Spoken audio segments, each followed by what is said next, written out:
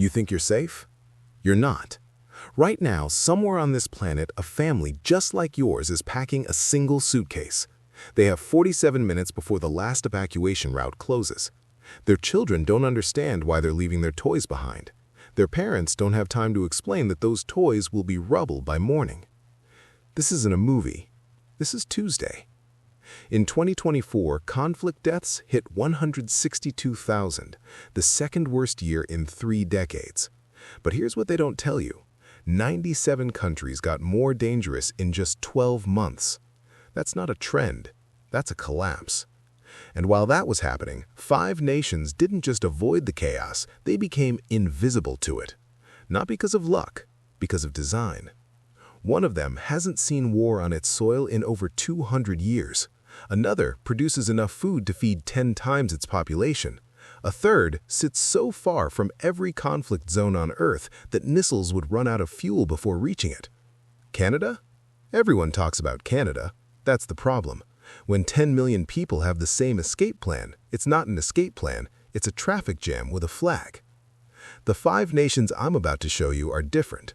They're not trendy, they're not on lists, and that's exactly why they work. Your coordinates matter more than your currency, more than your stockpile, more than your backup plan. Because when the grid fails, your latitude and longitude are the only things between you and a headline. Let me show you the map they don't want you to see. Number 5, New Zealand. But not for the reasons you think. Everyone knows New Zealand is remote. What they don't know is how that remoteness is engineered into survival. 2,000 kilometers from Australia, 10,000 kilometers from the nearest superpower conflict zone. If you drew a circle around every active war theater on Earth right now, New Zealand doesn't even touch the edge. But distance is only half the equation. Here's the part that matters. New Zealand has 0 mutual defense treaties that could drag it into someone else's war. None. While NATO members are contractually obligated to show up when Article 5 gets triggered, New Zealand can legally sit it out, and they will. They proved it in the 1980s when they banned nuclear vessels and got kicked out of ANZUS. The United States threatened them. New Zealand shrugged. That's not posturing, that's policy. Now add this. They produce 95% of their own food: dairy, meat, grain, seafood. If every supply chain on the planet collapsed tomorrow, New Zealanders would eat the same breakfast they ate today. No imports required, no dependencies, no leverage points for hostile nations. But here's where it gets interesting. In 2020, when the world locked down, New Zealand's government did something unusual. They ran a quiet simulation, not for a pandemic, for a siege. How long could the country sustain itself with 0 external contact? The answer was classified, but the policy changes that followed weren't. They doubled their domestic fuel reserves, expanded strategic grain storage, rebuilt local pharmaceutical production. They weren't preparing for COVID, they were preparing for what comes after. And while the rest of the world was panic buying toilet paper, New Zealand was building autonomy. But there's a country even more isolated, even more self-sufficient, and almost nobody's heard of it. Number 4, Iceland. 17 consecutive years as the most peaceful nation on Earth. Not second, not top 5, first, every single year since 2008. You want to know why? Iceland has no standing army, none. No tanks, no fighter jets, no aircraft carriers. They have a coast guard and a crisis response unit. That's it. Sounds vulnerable, right? It's the opposite. Because when you have no military, you're not a military target. You can't be dragged into an alliance you didn't choose. You can't be used as a staging ground. You can't be leveraged. Iceland is strategically worthless in a kinetic conflict, and that makes it priceless in a world war. But here's the layer most people miss. Iceland sits on the mid-Atlantic ridge, volcanic, geothermal. They generate 85% of their energy from sources underneath their own soil. No oil imports, no gas pipelines, no energy dependency on nations that might not exist in 5 years. You can't sanction a country that doesn't need your resources. And food? They're surrounded by the North Atlantic, fish stocks that have sustained them for 1,100 years.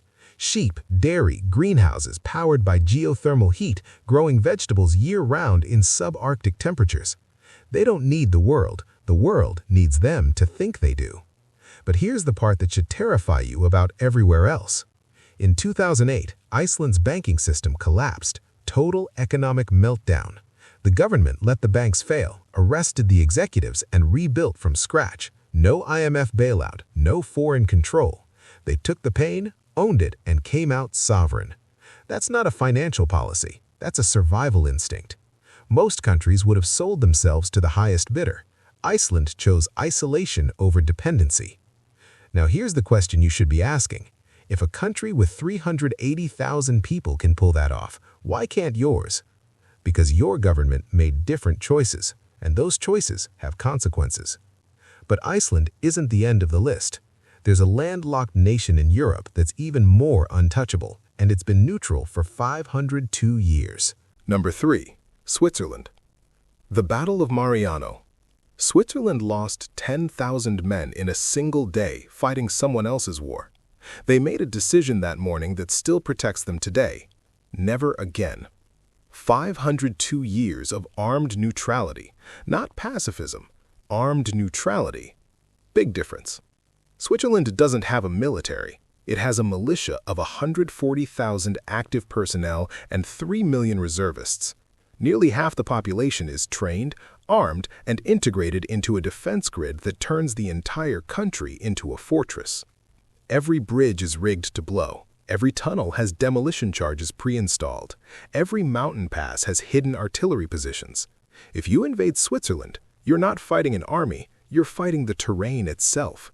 And it's designed to be unwinnable. But the real genius isn't the guns, it's the bunkers. Switzerland has enough nuclear fallout shelters to protect 114% of its population. Not 80%, not 95%, 114%. They have space for refugees. 9,000 public shelters, 300,000 private bunkers, stocked with food, water, medical supplies, and air filtration systems built to survive anything short of a direct nuclear strike. Most nations have evacuation plans. Switzerland has sub-level cities. And they're not just preparing for war, they're preparing for collapse. In 2020, Switzerland passed legislation requiring every citizen to maintain a minimum 2-week personal food reserve. Not recommended, required. It's national policy. They don't trust supply chains. They don't trust foreign aid. They don't trust you to save them. But here's the part nobody talks about. Switzerland holds 25% of the world's offshore wealth, $8.4 trillion in foreign assets. Every major nation on Earth has money in Swiss banks. You know what that means? It means Switzerland doesn't pick sides because everyone needs Switzerland to survive. If you bomb Switzerland, you're bombing your own treasury. They didn't build neutrality on hope. They built it on leverage. But even Switzerland has a weakness: location. It's surrounded, landlocked, accessible. There are 2 nations left on this list that aren't, and one of them is so isolated it didn't even have paved roads until the 1970s. Number 2, Bhutan. You've never thought about Bhutan. That's exactly why it works. Tucked between India and China, 2 nuclear powers with 2.8 billion people and a border dispute that's killed soldiers as recently as 2020, and somehow Bhutan hasn't fired a shot in 120 years. How? Because Bhutan made itself irrelevant by design. No NATO, no alliances, no mutual defense pacts. Their military has 8,000 personnel, total. They're not defending themselves with firepower. They're defending themselves with geography. The Himalayas aren't a border, they're a wall. 7,000-meter peaks, limited roads, no strategic value to justify the cost of invasion. China could roll through Bhutan in a week, but why would they? There's nothing there worth the fuel. But here's what Bhutan has that matters. 100% food self-sufficiency, organic by law. They banned chemical pesticides in 2004, not for environmentalism, for sovereignty. If the global agricultural system collapses tomorrow, Bhutan eats the same rice they grew yesterday. 72% forest coverage, constitutionally mandated. They're carbon negative, the only country on Earth that absorbs more CO2 than it produces. And here's the part that should make you reconsider everything you think you know about economics. Bhutan doesn't measure GDP, they measure gross national happiness. Sounds naive, right? It's not. It's strategic. Because when your population isn't chasing consumer goods, they're not dependent on global supply chains. When happiness is tied to community, culture, and land instead of wealth, sanctions don't work, embargoes don't matter. You can't economically coerce a population that doesn't want what you're selling. Bhutan runs on hydropower, 100% renewable, exported to India for revenue. No oil, no coal, no dependencies. They've engineered isolation into an economic moat. But Bhutan isn't number one. Because there's one nation that combines all of this: geographic isolation, food independence, energy sovereignty, and neutrality so old it predates the concept of world wars. And it's not on anyone's radar. Number 1. Costa Rica. Costa Rica abolished its military, completely. No army, no navy, no air force. And they haven't been invaded since. Because here's the secret nobody tells you. Wars aren't fought over peace, they're fought over resources and threats. Costa Rica has no oil, no rare earth minerals, no strategic shipping lanes, no geopolitical value in a great power conflict. They're invisible.